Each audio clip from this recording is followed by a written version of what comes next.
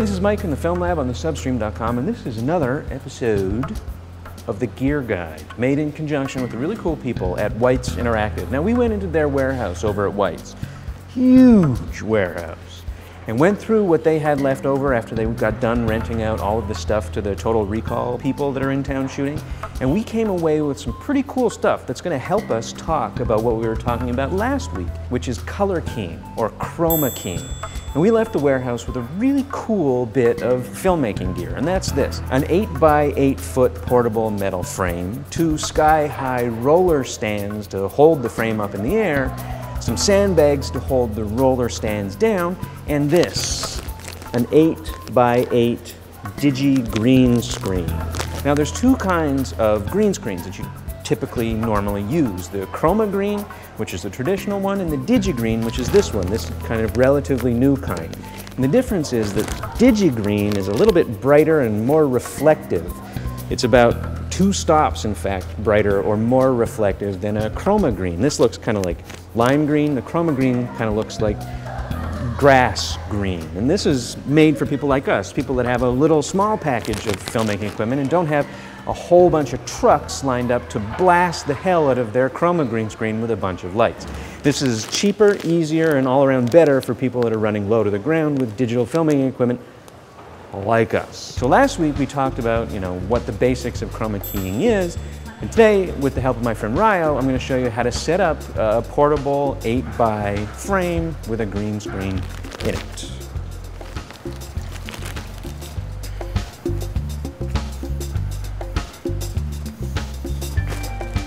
Okay, so just spread the legs on that one.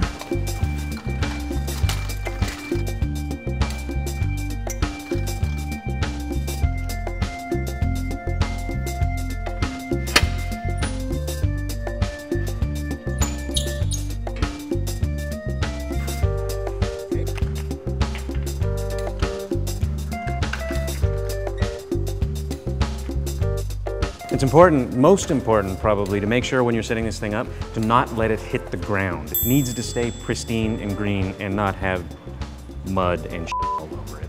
Which is why 4 hands are better than 2. Here, grab this one. So the corners have these welded on D-rings, which you tie them onto. And when you tie them onto the actual frame, the important thing to remember is you have to get tension. So it helps to wrap it once around the frame so that you can pull it taut like so. And then just tie a really simple slip knot so that when it comes time to break down, and they only give you 4 minutes before you have to move locations, it just pops off like that.